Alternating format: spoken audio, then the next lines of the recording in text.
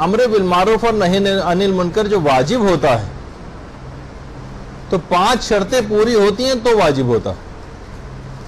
اگر یہ 5 شرطیں پوری نہ ہوں تو نہ صرف یہ کہ امر و نہی واجب نہیں ہوتا ہے بلکہ ہو سکتا ہے کہ حرام بھی ہو جائے. یہ 5 شرطیں لازمی پوری ہونی چاہیے. یعنی آپ فوراً دماغ میں کیلکولیشن شروع کریں کہ یہ 5 شرطیں پوری ہوتی ہیں یا نہیں ہوتی, کیونکہ اگر یہ 5 شرطیں پوری ہو رہی ہیں تو امر و نہی آپ پر واجب ہوگا, اور اگر یہ شرطیں پوری نہیں ہو رہی تو نہ صرف یہ کہ امر و نہی واجب نہیں رہتا بلکہ زیادہ امکان ہے کہ کہیں حرام نہ ہو جائے. تو یہ 5 شرطیں پوری ہونی چاہیے. اس میں سب سے پہلی شرط ہے کہ عامر و ناہی کو علم ہونا چاہیے. دیکھیں جو امر بالمعروف کرتا ہے اسے کہتے ہیں عامر, الف مد زبر را میم رے, اور جو نہی عن المنکر کرتا ہے, برائی سے روکتا ہے, اس کو کہتے ہیں ناہی. اب میں اتنا بڑا جملہ کہ امر بالمعروف و نہی عن المنکر کرنے والا, اس کے بجائے عامر و ناہی کہیں گے. تو عامر و ناہی کو علم ہونا چاہیے کہ کون سی چیز معروف ہے, کون سی چیز منکر. معلوم ہونا چاہیے نا بھائی. یہ ہمارے یہاں ہوتا عام طور پر, خاص طور پر علم دین کے ساتھ یہ بہت بڑا معاملہ ہے. جو شخص کسی چیز کے متعلق نہیں جانتا, مثلا جو الیکٹریشین نہ اور آگے گھسنا شروع ہو جائے تاروں میں, لوگ کہیں گے بھائی آپ کو کام وام آتا نہیں, آپ چھوڑیے, اب کس چکر میں پڑ رہے ہیں, مذمت کرتے ہیں اس کی. کوئی شخص مثلا دوائیں دینا شروع ہو جائے, بڑا اس کے خلاف ٹی وی پہ پروگرام آتے ہیں کہ کویکس ہیں اور جناب یہ اس طرح سے جو ہے لوگوں کو غلط سلط دوائیں, کیونکہ کوالیفائڈ نہیں ہیں تو غلط سلط دوائیں دے رہے ہیں لوگوں کو.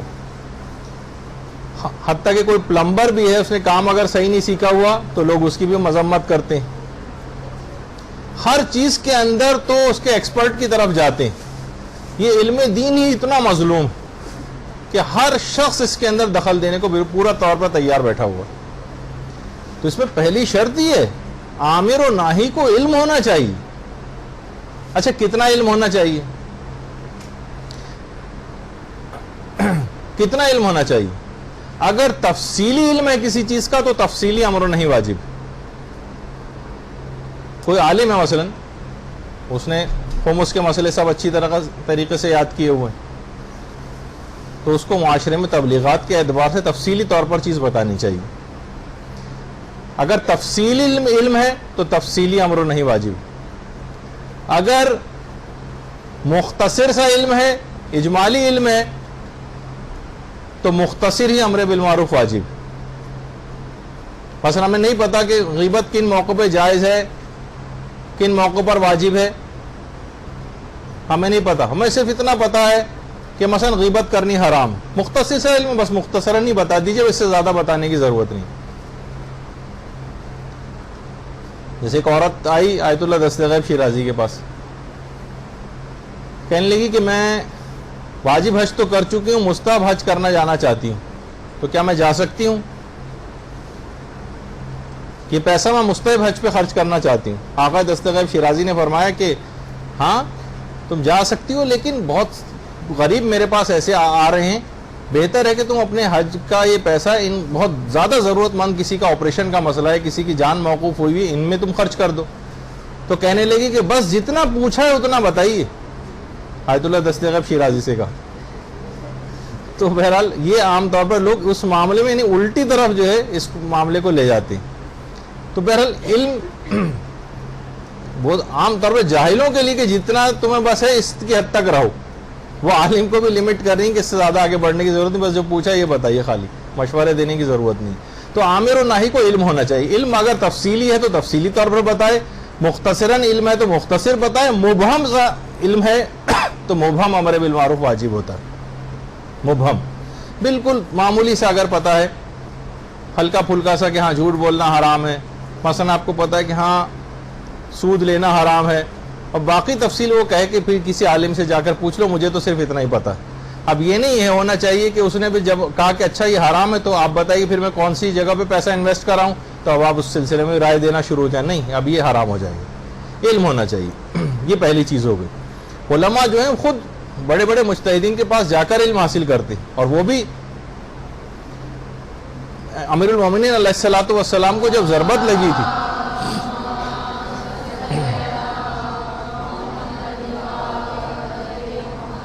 ضربت لگی ہوئی ہے, بستر شہادت پر ہیں, پھر بھی لوگ آ کر کہہ رہے ہیں کہ مولا کوئی حدیث سنائیے.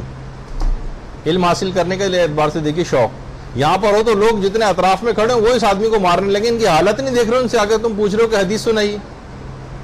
لیکن کیا ہے, امیر المومنین نے حدیث سنائی اور اس کے بعد کہا ایک اور سناؤں. یہاں تک روایات کے اندر مثلا اس طرح کی چیزیں آتی, تو علماء کے پاس جایا جاتا ہے. مثلا آیت اللہ العظمیٰ سید محمد رضا گلپائگانی جب بستر مرگ پہ تھے تو آقا حسین انصاریان یہ بہت سے مسائل دریافت کرنے ان کے پاس جاتے تھے. اب یہ نہیں کہ تو بیمار ہیں اور بہت زیادہ حالت ان کی خراب ہے, وہ بھی جتنا ہو سکے جواب دیتے تھے. حسین انصاریان جن کا باقاعدہ انصاریان پبلیکیشن ہے, کتنی کتابیں, سینکڑوں کتابیں ان کے ادارے شائع ہو چکی. تو بہرحال علم کا حاصل کرتے رہنا ہے آپ کو, امر بالمعروف اور نہی عن المنکر کے لیے, اور جتنا علم ہو اتنا امر بالمعروف واجب ہوتا ہے. مثلا آپ پر حج واجب نہیں ہے اگر, تو آپ کے لیے دوسروں کو حج کے مسائل سکھانے بھی واجب نہیں, کیونکہ آپ کے اوپر بھی خود ہی حج واجب نہیں ہوا ہے. جیسے ایک چیز کہی جاتی ہے, بات ہے ذرا مشکل سی, نہیں سمجھ آئے تو چھوڑ دیجیے گا, اتنی ضروری بھی نہیں ہے, کہ امر و نہی کے لیے علم مقدمہ وجوبیہ ہے, مقدمہ وجودیہ نہیں. یعنی اگر علم ہو تو امر و نہی واجب ہے, لیکن امر و نہی کے لیے اپنی معلومات کا بڑھانا واجب نہیں. مثلا ہم پر واجب نہیں ہے کہ لوگ اگر ہم دیکھ رہے ہیں کچھ غلطیاں حج میں کر رہے ہیں تو ہم پر واجب ہو جائے کہ ہم پہلے حج کے مسائل حاصل کریں پھر ان کو آ کر بتائیں, نہیں, یہ واجب نہیں. ہاں اگر حج کے مسئلے حاصل کر رکھے ہیں تو پھر آپ بتایا جا سکتا ہے. اپنی ذات کے لیے مسئلہ سیکھنا یہ شرط وجودی ہے, اور معاشرے کے لیے مسائل کا سیکھنا شرط وجوبی, یعنی وہ واجب نہیں ہوتا ہے آپ کے لیے کہ آپ معاشرے میں میراث کی غلطیاں ہیں تو ہم پر واجب ہو جائے, ہم پر یعنی ہم لوگ آپس میں بیٹھے ہوئے ہیں یہاں, ہم پر واجب ہو جائے کہ پہلے ہم میراث کے مسئلے سارے سمجھیں پھر لوگوں کو بتائیں. نہیں, یہ نہیں. تو اپنی ذات کے لیے البتہ یہ واجب ہے کہ ہم اپنی ذات میں عام طور پر زندگی میں جو مسئلے پیش آتے ہیں ان کا علم حاصل کرنا یہ ضروری ہے. تو پہلا مسئلہ تو یہ ہوا کہ علم, آمر و ناہی کو علم ہونا چاہیے, اور تفصیلی علم ہے تو تفصیلی واجب ہے, مختصر علم ہے مختصر واجب ہے, مبہم سا علم ہے مبہم واجب ہے. اپنی ذات کے لیے مسئلے سیکھنا یہ الگ سے ضروری اور واجب ہے. معاشرے کے لیے مسائل کا سیکھنا یہ واجب تو نہیں, البتہ بہت عظیم ثواب دلوانے والا. دوسری شرط, پہلی شرط کیا تھی, علم ہونا چاہیے. دوسری شرط احتمال تاثیر ہونی چاہیے. دیکھیے اگر علم نہیں ہے تو امر بالمعروف حرام ہے. دیکھیے وہ پہلے مرحلے میں اپنے آپ کو چیک کرنا پڑے گا. اگر علم نہیں ہے تو امر و نہی حرام ہے. دوسری شرط ہے احتمال تاثیر. اچھا اب تھوڑی سی ایک بات اور دماغ میں رہے, شاید میں ایک دفعہ پہلے آپ کی خدمت میں ذکر تو کر چکا ہوں اس کا. اگر کوئی خیال آپ کے دماغ میں 100% آ رہا ہو, 100%, تو اسے ہم یقین کہتے ہیں, یقین. اچھا اگر کوئی 98-99% کوئی خیال ہے, مثلا ہمارے کپڑے پر, ہم روڈ کے پاس سے گزر رہے تھے اور چھینٹیں پڑ کے کپڑوں پر آ گئی, روڈ میں سے وہ پانی میں سے بدبو بھی اٹھ رہی جیسے گٹر کا پانی ہو. 99% دل یہ کہہ رہا ہے, 98% مثلا دل یہ کہہ رہا ہے, 97% دل یہ کہہ رہا ہے کہ شاید یہ گٹر کا پانی ہوگا, لیکن کچھ امکان موجود ہے کہ شاید یہ عام پانی ہو جو پڑے پڑے مثلا سڑ گیا ہو, بو آ رہی ہو اس میں سے. تو اب اپنے کپڑوں کو پاک ہی سمجھیں گے اور نجیس نہیں سمجھیں گے. اس کو کہتے ہیں, اچھا جو 98-99% تک کا جو خیال ہوتا ہے یا 99% پہ رکھیے اس کو اطمینان کہتے ہیں. اطمینان یہ تقریباً یقین کا قائم مقام ہی ہوتا ہے اکثر مسائل میں. 100% خیال کو کہتے ہیں یقین, 99% کو کہتے ہیں اطمینان, اور 51 سے لے کر 98% کا جو خیال ہوتا ہے اسے کہتے ہیں ظن. 50% شک, 1 سے 49% تک احتمال, اور 0% وہم. بڑا مشکل ہو گیا لیکن یہ کام آنے والا مسئلہ ہے. اچھا میں نیچے سے شروع کرتا ہوں, میں نے غلطی کی اوپر سے کیا اس کو. 0% جو خیال ہے اس کو کہتے ہیں وہم. یہ بلا وجہ کا آپ کو بہت سی چیزیں تنگ کرتی ہیں نا, جیسے اکثر خواتین مسئلے پوچھتی ہیں کہ مثلا جیسے ہی وضو کا پانی ہاتھ پہ لگا ویسے بس گیس بننے لگتی. بھائی ایسے کیسے ممکن ہے؟ نہ میڈیکلی ممکن ہے کوئی. یہ کہ وسواس ہے, یہ وسواس ہے, یہ وہم ہے. ان کو بالکل اس پہ توجہ نہیں دینی ہوتی. یہ 0% کوئی اعتنا ہی نہیں کیا جاتا ہے, 1% بھی نہیں کہا جائے گا. 0% خیال یہ وہم ہوتا ہے. اچھا 1 سے لے کر 49% جو خیال ہوتا ہے اسے کہتے ہیں احتمال. الف یہ جو بڑی ہے تے میم الف لام, احتمال. اس کو 1 سے لے کر 49% تک کا. 50% جو خیال ہوتا ہے 50% دل یہ کہہ رہا ہے 50% یہ کہہ رہا ہے, اسے کہتے ہیں شک. 51 سے لے کر اور 98% تک کا جو خیال ہوتا ہے اسے کہتے ہیں ظن, زوئے نون. اور 99% اطمینان اور 100% یقین. یہ اکثر بہت زیادہ آپ کو شکیات نماز کے جو مسئلے ہیں وہاں پہ یہ مسئلہ بہت کام آتا ہے, اور جب شکیات کے مسئلے بتائے جائیں گے تو اس وقت انشاءاللہ میں اس کی تفصیل بتاؤں گا. اب اس کو چھوڑ دیجئے تو صرف تاکہ یہ آپ کو یہ رہے کہ یہ احتمال کیا چیز ہے. احتمال یہاں پر جو استعمال ہوا ہے, جو پیچھے میں نے لکھوایا وہ بھول جائیے, وہ تو ایسی ضمناً بیچ میں آ گیا کہ آپ یہ سوچتی ہیں کہ یہ کیا چیز تھی, لیکن ایک دوسرے کو اگر آپ سمجھا رہی ہیں تو پھر میں خاموش ہو جاتا ہوں. احتمال, احتمال کہتے ہیں نہیں, اگر امکان موجود ہو, یہاں پر اس سے مراد ہے احتمال عقلائی. عقلا کے نزدیک احتمال ہے, امکان ہے کہ اس کے اوپر اثر ہوگا. اگر آپ امر بالمعروف اور نہی عن المنکر کریں گی تو گناہگار گناہ سے رک جائے گا, اس پر اثر ہوگا. نیکی کا حکم دیں گے, اس پر اثر ہوگا. تو احتمال تاثیر ہونا چاہیے. اچھا اب اس کی تھوڑی سی جزیات سمجھ لیں. اب یہاں پر آپ کی ذہنی جمناسٹک شروع ہو رہی, جمناسٹک کرنی ہوگی اب آپ کو دماغی طور پر. اچھا ضرور نہیں کہ سارے مسئلے ابھی سمجھ آ جائیں. میں بھی اگر آپ کی جگہ بیٹھ کے سن رہا ہوتا, کوئی اور یہ بیان کرتا تو میرے دماغ میں اس وقت نہیں آتے, بعد میں, لیکن مشق اور پریکٹس سے نوٹس میں بار بار دیکھ کے آپ سمجھنے کی کوشش کریں. نمبر 1 مسئلہ, اگر شروع ہی سے یقین ہے کہ امر نہیں اثر کرے گا, میں جو امر بالمعروف و نہی عن المنکر کرنے جا رہی ہوں لازمی گناہگار گناہ سے رک جائے گا, تو شروع ہی سے امر نہیں کرنا واجب ہے. یہ مسئلہ پہلا ہوا. شروع ہی سے یقین ہے کہ امر نہیں اثر کرے گا, امر بالمعروف شروع ہی سے واجب.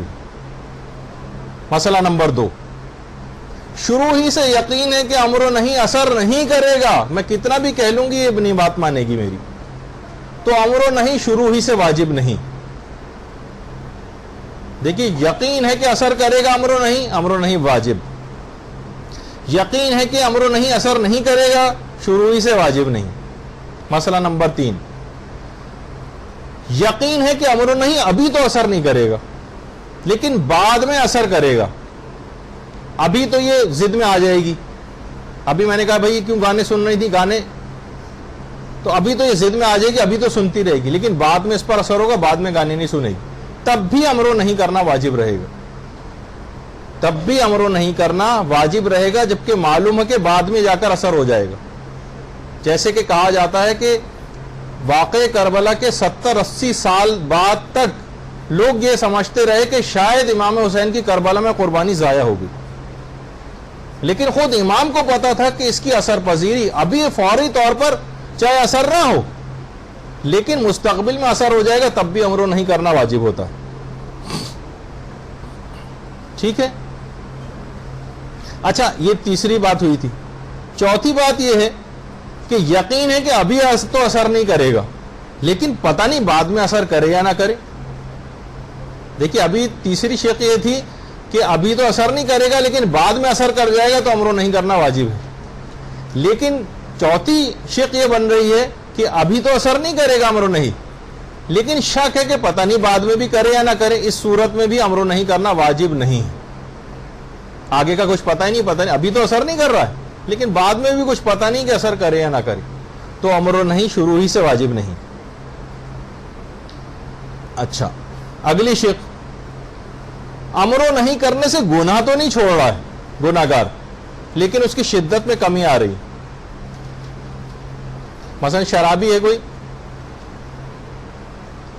کیا چلے اس کی مثال ابھی بعد میں آ جائے گی. مثلا کوئی شخص گانے سنتا ہے, اب روزانہ مثلا وہ 20 گانے سنتا ہے, آپ کے امر نہیں کرنے سے گانے تو نہیں چھوڑ رہا, یعنی گانے ابھی بھی سن رہا ہے لیکن کیا ہو گیا, شدت میں کمی آ گئی.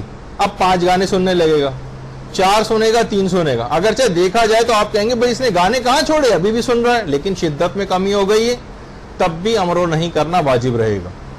آپ فوراً اس پر دماغ آپ کا نہیں جائے گا کہ یہاں تو احتمال تاثیر نہیں ہے, یعنی تاثیر کا کوئی احتمال ہی نہیں. دیکھیے ابھی میں نے کیا تب بھی گانے سننے نہیں چھوڑے اس نے. نہیں, اس کی اگر شدت کم ہو رہی ہے تب بھی امر و نہیں کرنا واجب رہتا. بعض اوقات یہ ہوتا ہے, یہ اگلی شق ہے, کہ امر و نہیں کرنے سے گناہ تو نہیں چھوڑ رہا ہے لیکن گناہ کی نوعیت بدل رہی ہے, بڑے گناہ سے چھوٹے گناہ پر چلا جائے گا. اب مجھے یہ یقینی نہیں ہے کہ یہ مسئلہ, یعنی اس میں بڑے گناہ سے چھوٹے گناہ کی مثال میں صحیح دے رہا ہوں یا نہیں, لیکن بہرحال فرض کر لیتے ہیں. مثلا پہلے شراب پیتا تھا, اب شراب چھوڑ کے ہیروئن پینی شروع کر دے گا. جیسے ہمارے یہاں ہوتا ہے نا, سگریٹ کو چھڑوانے کے لیے پان شروع کروا دیتے ہیں, تو ڈاکٹر حضرات بہرحال یہی اعتراض کرتے ہیں اس کے اوپر کہ آپ نے لنگ کینسر سے بچنے کے لیے تھروٹ کینسر اپنے ذمہ لے لیا ہے. تو بہرحال ہوگا پھر بھی کچھ نہ کچھ, لیکن یہ مسئلہ ہے اس کے اندر. تو امر و نہیں کرنے سے گناہ چھوڑ تو نہیں رہا ہے لیکن اس کی نوعیت بدل رہی ہے, بڑے گناہ سے چھوٹے گناہ پر آ رہا ہے. تو اس صورت میں بھی امر و نہیں کرنا واجب رہتا, امر و نہیں کرنا واجب ہوتا ہے. اچھا کبھی کبھار ایسا ہوتا ہے, یہ اگلی شق ہے, کہ امر و نہیں کرنے سے گناہگار تو گناہ سے باز نہیں آ رہا ہے, اس پر اثر نہیں ہو رہا ہے, لیکن جو اور اطراف میں سننے والے ان پر اثر ہو رہا ہے, تب بھی امر و نہیں کرنا واجب رہتا. مثلا منی بس میں جا رہے ہیں اور اس نے ڈرائیور نے جو ہے وہ گانے لگا دیے. اب ہم جو گانے کی مذمت پہ بات کر رہے ہیں اس میں بیٹھ کر, تو گانے کی مذمت میں اب ہمیں پتہ ہے اس ڈرائیور پہ تو بالکل اثر نہیں ہوگا. اور میں نے اپنی آنکھوں سے بھی دیکھا ہے, باقاعدہ ایک شخص نے اس طرح کی کسی بات پہ اعتراض کیا تھا ایک بس میں, تو ڈرائیور نے ایک لوہے کی راڈ اپنے پاس رکھی ہوئی تھی, وہ نکال کے اس کا سر پھاڑنے کے لیے وہ بس کو روک کے, اور بڑی مشکل سے لوگوں نے اس پیسنجر کو بیچارے کو چھوڑایا. یہاں پہ گناہگار اتنے طاقتور ہو گئے کیونکہ معاشرے میں ان کو ابتداً روکا نہیں گیا, تو گناہگار طاقتور ہو گئے. تو اس پر تو اثر نہیں ہو رہا ہے, لیکن اگر ہم کوئی بات بیان کر رہے ہیں تو جو اور پیسنجر سننے والے ان پر اثر ہوگا, وہ گانے پر توجہ نہیں دیں گے, تب بھی امر و نہیں کرنا بہت سے حالات میں یہ ضروری ہو جاتا ہے. اچھا اب ایک البتہ چیز ایسی ہے کہ جس میں امر و نہیں تو کرنا واجب نہیں ہوتا. یہ تو آپ نے سن لیا کہ اگر احتمال تاثیر ہے تو امر و نہیں واجب ہے, احتمال تاثیر نہیں, تاثیر ہونے کا احتمال اگر نہیں ہے تو امر و نہیں واجب نہیں ہوتا. بہت سے حالات میں آپ کو بولنا ضروری نہیں ہے لیکن ایک ایسا انداز اختیار کرنا ضروری ہو جاتا ہے. مثلا ایک بڑا مشکل سا جملہ اب آ رہا ہے, لیکن جب میں اس کی تشریح کروں گا تو مسئلہ آسان ہو جائے گا. اگر اغراء بالجہل ہو رہا ہو یا سکوت توہم جواز بن رہا ہو, لیکن ہے بڑا اہم مسئلہ ہے, جب آپ کے سامنے آئے گا.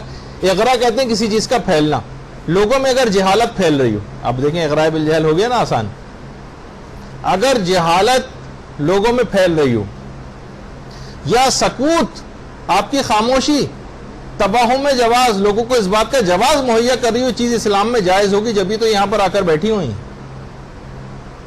اچھا اب اس موقع پر احتمال تاثیر, تو آپ کسی ایسی تقریب میں گئی اور دیکھتے ہی اندازہ لگا لیا کہ یہاں پر کوئی میری بات نہیں سنے گا, یہ لائیو میوزک بھی بجایا جا رہا ہے اور فلاں چیز بھی ہو رہی ہے اور گناہ کے بہت ساری چیزیں ہو رہی ہیں, اب یہاں کوئی میری بات نہیں سنے گا. تو آپ نے فوراً دماغ میں آیا احتمال تاثیر تو نہیں ہے, تو اس کا مطلب امر و نہیں ہو تو گیا ساقط آپ پہ سے مثلا. لیکن کیا آپ ایسے ہی جا کر بیٹھ جائیں وہاں پر؟ نہیں. اگر اغراء بالجہل ہو رہا ہو, لوگوں میں جہالت پھیل رہی ہو اور آپ کی خاموشی لوگوں کو اس بات کا جواز مہیا کر رہی ہو کہ یہ چیز اسلام میں جائز ہوگی, جبھی تو مدرسۃ القائم کی یہ سینئر مثلا طالبہ یہاں پر آ کر بیٹھی ہوئی ہیں, یہ سب مسئلے وغیرہ جانتی ہیں, بیٹھی ہوئی, تو ہمارے لیے بیٹھنا جائز ہے. اب ان کو نہیں پتا کہ آپ نے امر بالمعروف کی جو شرط نمبر 2 تھی احتمال تاثیر, اس کے تحت آپ کو کیونکہ تاثیر کا احتمال نہیں تھا, اس وجہ سے آپ اس شق کی پورا نہ ہونے کی وجہ سے یہاں پہ آ کر بیٹھی ہوئی. تو اگر کوئی ایسا معاملہ ہو تو وہاں پہ امر و نہیں زبان سے کرنا تو واجب نہیں ہوتا, لیکن ایسا انداز اختیار کرنا واجب ہوتا ہے کہ لوگ سمجھ جائیں کہ آپ اس فعل حرام کے خلاف ہیں. آپ پیٹھ موڑ کر بیٹھ جائیں, بالکل کونے والی سیٹ پہ جا کے بیٹھ جائیں, آپ نہ غصے والا مثلا منہ بنائیں, آپ جو ہے تھوڑی دیر بس اٹینڈ کی اور فوراً وہاں سے جو اٹھ کر چلی جائیں، ایسا کہ لوگوں کو پتہ چل جائے. آقا سیستانی فرماتے ہیں احتیاط واجب کی بنا پر اظہار تنفر قولاً او فعلاً یہ کرنا واجب ہو جاتا ہے. احتیاط واجب ہے. البتہ دیگر علماء نے بھی لوٹ پھیر کر کے تقریباً ایک ہی بات کہی ہے، لیکن بہرحال یہ کہ اگر کوئی ایسا موقع آ جائے کہ احتمال تاثیر اس طرح کا نہ ہو یا آپ کی بات کی اثر پذیری نہ ہو اس جگہ پر، تو یہ نہیں کہ بس خاموشی سے آ کے اس محفل کا پارٹ بن جائے. نہیں، آپ کو ایسا انداز اختیار کرنا واجب ہے، غسیلہ انداز، ایسا کوئی طریقہ کار کہ لوگوں کو پتہ چل جائے کہ آپ جو ہیں اس فعل حرام کے خلاف.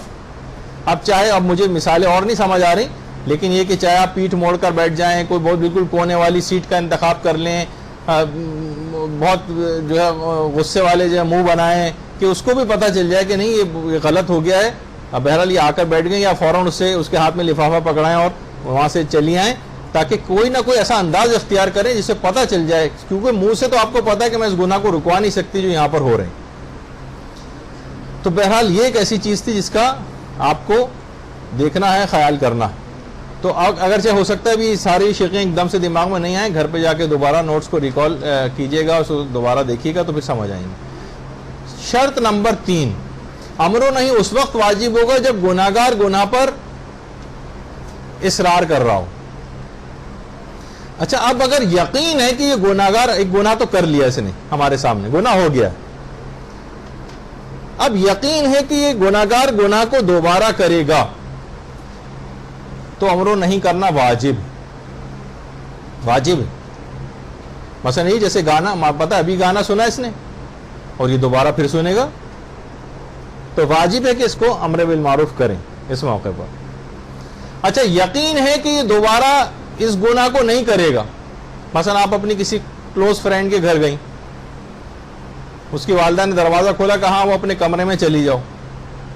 آپ کمرے میں گئیں اور وہ دیندار مثلا سہیلی تھی، دیکھا کہ وہ تو اس نے گانوں کا کیسٹ لگا ہوئے گانے سن رہی ہے. اب آپ کو دیکھ کر ایسی وہ شرمندہ ہوئی کہ آپ کے دل کو یقین ہوگا کہ اب یہ دوبارہ کبھی گانے نہیں سنے گی. اب ایسے موقع پر اگر آپ نے کہا کہ ارے میں تو تمہیں ایسا نہیں سمجھتی تھی اور تم یہ گناہ کر رہی تھی، یہ خود ایک حرام اور گناہ ہو جائے گا. اگر یقین ہو جائے کہ یہ گناہگار اس گناہ کو دوبارہ نہیں کرے گا، تو امر و نہیں اس کو کرنا حرام ہو جاتا. معلوم ہے کہ اس گناہ پر یہ اصرار نہیں کرے گا، حرام ہے اس گناہ کے متعلق کوئی بات کرنا. دیکھیے اسلام اتنا اس چیز کو اہمیت دیتا ہے. ہاں اس وقت جب کہ اصرار موجود ہو، اصرار کہتے ہیں بار بار ریپیٹ کرنا، یعنی گناہ کو دوبارہ کرے گا ہی، تو اس شخص کو اس گناہ کے لیے امر و نہیں کرنا یہ واجب ہو جاتا ہے.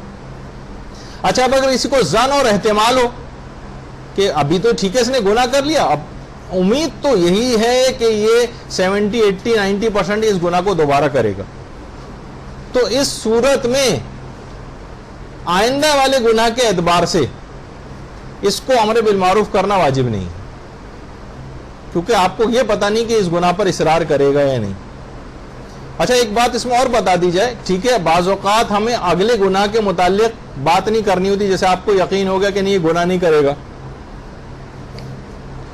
تو اب اس گناہ کے متعلق تو کوئی بات نہیں ہوگی. توبہ کے لیے بھی امر نہیں کرنا واجب ہو جاتا ہے. ہمیں پتہ ہے کہ اس نے گناہ کیا ہے لیکن اس گناہ کی توبہ نہیں کی. اگر کوئی شخص کسی گناہ کی توبہ نہ کرے تو توبہ کے لیے بھی امر بالمعروف اور نہی عن المنکر واجب ہو جاتا ہے. امام خمینی فرماتے تھے اگر معلوم چل جائے، یقین ہو جائے کہ اس نے اس گناہ کی توبہ نہیں کی ہے، تو توبہ کے لیے امر نہیں کرنا واجب ہو جاتا ہے. اچھا، اگر یہ پتہ ہی نہ چلے، پتہ نہیں توبہ کی ہے، پتہ نہیں توبہ کی ہے، اس صورت میں امر نہیں واجب نہیں، لیکن یقین ہو جائے کہ توبہ نہیں کی، امر نہیں کرنا واجب. آقا خود البتہ فرماتے تھے کہ اگر وہ شخص توبہ، یہ دیکھا جائے گا کہ وہ توبہ کی طرف متوجہ بھی ہے، متوجہ نہیں. اگر وہ توبہ کی طرف متوجہ نہیں تو اس کو توبہ کے لیے امر نہیں کرنا واجب نہیں. توبہ کی طرف متوجہ پھر بھی توبہ نہیں کر رہا تو پھر امر نہیں کرنا ضروری. آقا سیستانی کا مسئلہ توبہ کے سلسلے میں دیکھ نہیں سکا، تو ان کا مسئلہ مجھے ابھی علم میں نہیں ہے فی الحال. اچھا، ایک مسئلہ مردوں کے حوالے سے ایک چیز آتی کہ مثلا ہم نے کسی دیکھا کہ کوئی اس کی پیش امام نے کوئی گناہ کیا ہے، کوئی گناہ، وہ ہمارے علم میں تو اس کی عدالت ختم ہو گئی. اب علماء سے سوال پوچھا گیا کہ مثلا وہ پیش امام حج کر کے آ جائے تو حج کرنے سے تو سارے گناہ معاف ہو جاتے ہیں. تو کیا اب حج کرنے سے اس کی عدالت واپس آ جائے گی کہ ہم اس کے پیچھے نماز پڑھ سکیں؟ یا مثلا پیش امام اکثر نماز کو شروع کرنے سے پہلے استغفر اللہ ربی واتوب الیہ کہتے ہیں، استغفار پڑھتے ہیں تکبیرۃ الاحرام سے پہلے، کیا ان کا یہ استغفار کر لینا اس بات میں شمار ہوگا کہ اس نے توبہ کر لی اور اس کے پیچھے نماز شروع کر دیں ہم؟ علماء نے کہا کہ نہیں، یہ حج کر کے آ جانا اور اس سے پہلے استغفار کر لینا نماز سے پہلے یہ بھی کافی نہیں، ہمیں یہ یقین ہونا چاہیے اس نے اس گناہ کی جو ہمارے سامنے کیا تھا اس کی توبہ کر لی۔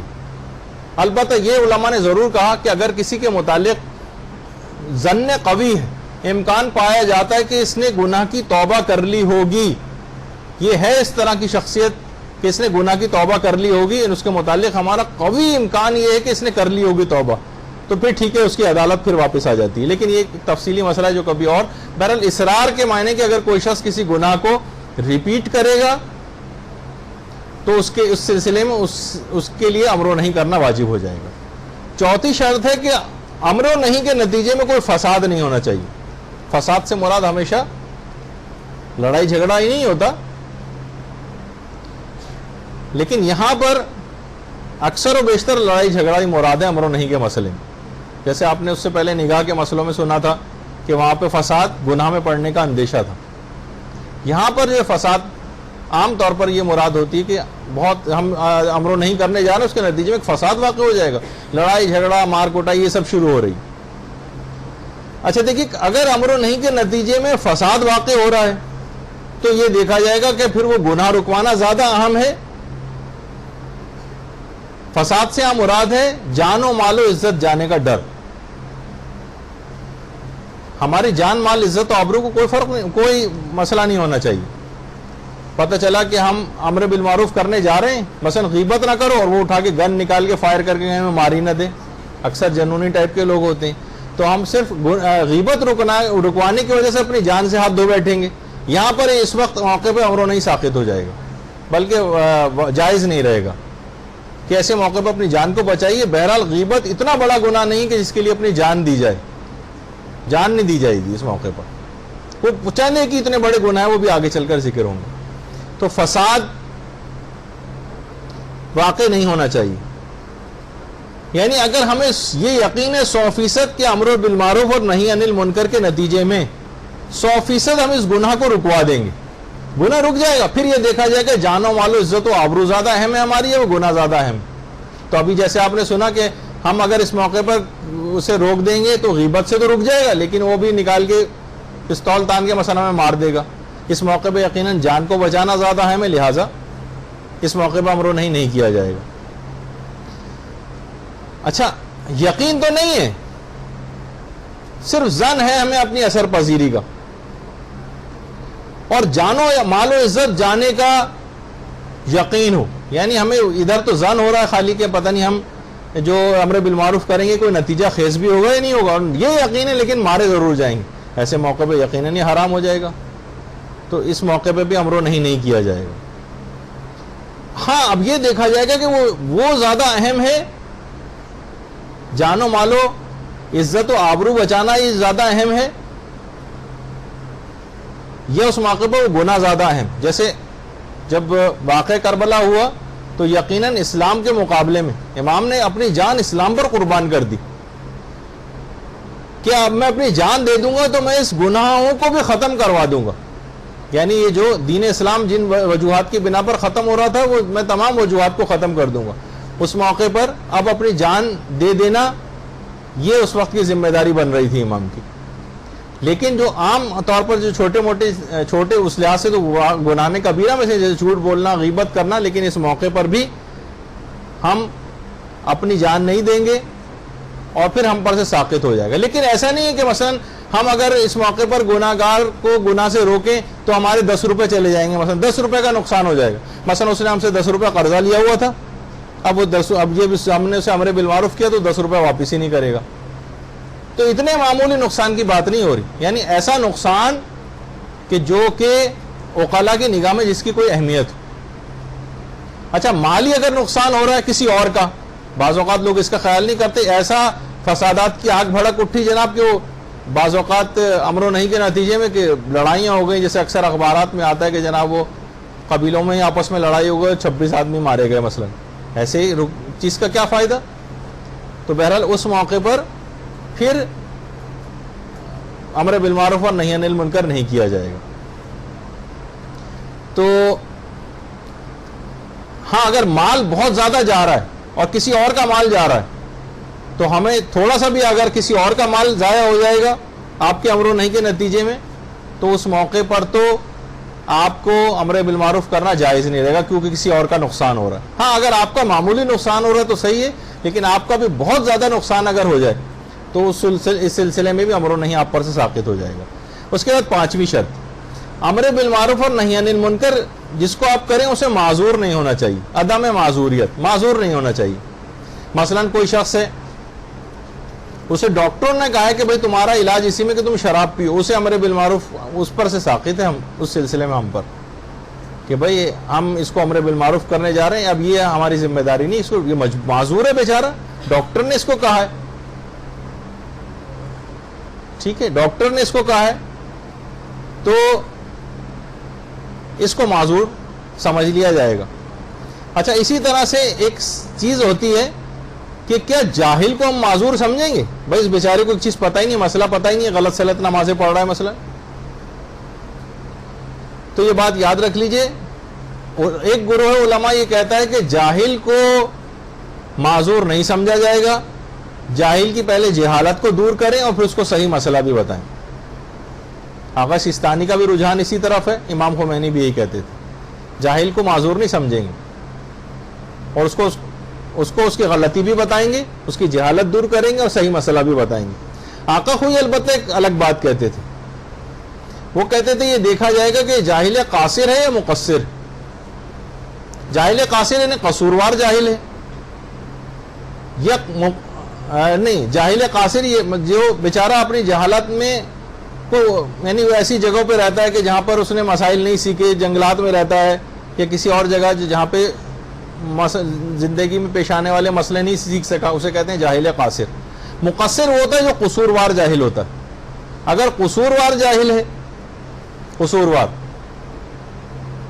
تو آقا کوئی فرماتے تھے کہ اس کو تو صرف ایک جملہ کہنا ہے کہ مسائل کا سیکھنا واجب ہے, باقی نہ غلطی بتانا ضروری ہے اس کو, نہ اس کی اس مسئلے میں اصلاح کرنی ضروری ہے. بس اگر ہم یہ بھی جا کر کہہ دیں کہ تم پر مسائل کا سیکھنا واجب ہے, بس یہ ہمارا فریضہ ادا ہو گیا. ہاں اگر جاہل قاصر ہے جو بیچارہ سیکھ ہی نہیں سکتا تو اس کو اس کی غلطی بھی بتائیں اور صحیح مسئلہ بھی بتائیں. آقا کوئی 2 فرق کر دیتے تھے جاہل قاصر و مقصر میں اس سلسلے میں. لیکن بہرحال جو اور زیادہ تر مجتہدین کا فتویٰ وہی ہے کہ اس کو اس کی غلطی بھی بتائیں پھر صحیح مسئلہ بھی بتائیں. اچھا ایک مسئلہ, ایک اور چیز بھی اس سلسلے میں ہوتی ہے, وہ یہ ہے کہ کیا ہم کیونکہ بہت ساری فقہوں پہ عامل جو لوگ ہیں ان کے ساتھ رہتے ہیں, ہماری فقہ جعفریہ ہے لیکن اور دیگر لوگ دیگر مکاتب فکر سے تعلق رکھتے ہیں, ہمارے اعتبار سے بہت سی چیزوں وہ غلط کر رہے ہیں. یعنی ہمارے فقہ میں دیکھیے قانون ہے جس کا نام ہے قاعدہ الزام. الزام کسی بھی الزام لگانے کے معنوں میں نہیں, قاعدہ الزام کہتے ہیں کہ اگر کوئی شخص اپنی فقہ کے مطابق صحیح عمل کر رہا ہے تو اس کے اس عمل کو صحیح سمجھا جائے گا. مثلا اگر کوئی شیعہ ہاتھ باندھ کے نماز پڑھ رہا ہو تو ہم اس کے ہاتھوں کو کھلوا دیں گے, امر بالمعروف اور نہی عن المنکر کریں گے. لیکن غیر شیعہ مکتب فکر سے تعلق رکھنے والا کوئی مسلمان ہے تو ہم پر واجب نہیں ہے, کیونکہ وہ شخص معذور ہے قاعدہ الزام کے تحت, وہ اپنی فقہ کے مطابق صحیح عمل کر رہا ہے, اس کو امر بالمعروف اور نہی عن المنکر کرنا یہ ہمارے لیے ہم پر واجب نہیں. پھر بھی اگر ہم سمجھانا چاہیں تو کوئی عرض نہیں سمجھانے میں, لیکن ویسے ہم پر واجب نہیں. مثلا بہت سی فقہ ایسی کہ ان کی فقہ میں یعنی غیر شیعہ مکاتب فکر کی جو فقہ ہیں اس میں کتے کی کھال جو ہوتی ہے اس کے چمڑے پر اگر رنگ کر دیا جائے تو اس پہ جانماز بنا کے اس پہ نماز تک پڑھی جا سکتی ہے, جس کو دباغت کہا جاتا ہے. اب اگر کوئی شیعہ ایسی نماز پڑھے اس طرح کی اس پہ تو ہم اس کو امر بالمعروف اور نہی عن المنکر کریں گے. تو ہاں البتہ وہ چیزیں جو آپ کی اور ان کی کامن ہے, مثلا وہ جھوٹ بول رہا ہے اور آپ کی فقہ میں بھی جھوٹ حرام ہے, اس کی فقہ میں بھی جھوٹ حرام ہے, اور وہ جھوٹ بول رہا ہے اس کو امر نہیں کرنا. وہ مثلا غیبت کر رہا ہے, آپ کی فقہ میں بھی غیبت حرام ہے, ان کی فقہ میں بھی غیبت حرام ہے, اور مسئلہ اختلافی نہیں ہے, اس میں آپ کو امر بالمعروف اور نہی عن المنکر ان لوگوں کو بھی کرنا، ورنہ دماغ میں ایک آتا ہے کہ امر و نہی فقط مومنین ہی کے اوپر واجب ہے کہ دوسرے مومن کو کرے، یا غیر مومن جو اور دیگر مکاتب فکر اور مسلمان ہیں ان کے غلطیوں پر بھی ان کو بھی امر و نہی کرنا واجب۔ تو ایک مسئلہ اس میں یہ ہوا۔ اچھا، اب بہت ساری چیزیں ایسی ہیں جو ذرا باریکی چاہتی ہیں کہ امر بالمعروف اور نہی عن المنکر اس وقت بھی واجب ہوتا ہے کہ جب احتیاط واجب میں دوسرا رجوع نہ کیا ہوا ہو۔ مثلا اگر کوئی آیت اللہ خوئی کی کوئی مقلدہ، آپ کو 100% پتا ہے کہ یہ اس کو پتہ ہی نہیں کہ احتیاط واجب والا مسئلہ ہے اور یہ رجوع کیے بغیر اپنے چہرے کو کھول رہی، اس کو امر و نہی کرنا واجب۔ امر و نہی کرنا اس کے لیے ہمیں پتہ ہے کہ یہ رجوع کیے بغیر چہرے کو کھول رہی۔ آقا خوئی کے فتوے میں احتیاط واجب تھی کہ عورت چہرہ اور ہاتھ بھی چھپائے اپنے، لیکن احتیاط واجب میں اگر کوئی عورت خلاف ورزی کر رہی ہے اپنے مجتہد کی احتیاط واجب کی، اس کو امر و نہی کرنا پڑے گا۔ آقا خوئی مثلا فرماتے تھے کہ احتیاط واجب ہے کہ عورت چہرہ بھی چھپائے۔ تو اب آپ کو پتا ہے کہ یہ جو خاتون ہے، یہ جو میری سہیلی ہے، اس کو پتہ ہی نہیں ہے کہ نہیں، بلکہ یہ کہ یہ احتیاط واجب کی خلاف ورزی کر رہی ہے، یہ کہیں رجوع کا مسئلہ کہ اس مسئلے میں آقا خوئی کی احتیاط واجب تھی اور احتیاط واجب میں نے فلاں کی طرف رجوع کیا ہے اور وحید خراسانی، آیت اللہ سیستانی یا فلاں مجتہد کی طرف رجوع کر کے میں چہرہ کھول رہی ہوں، اس کو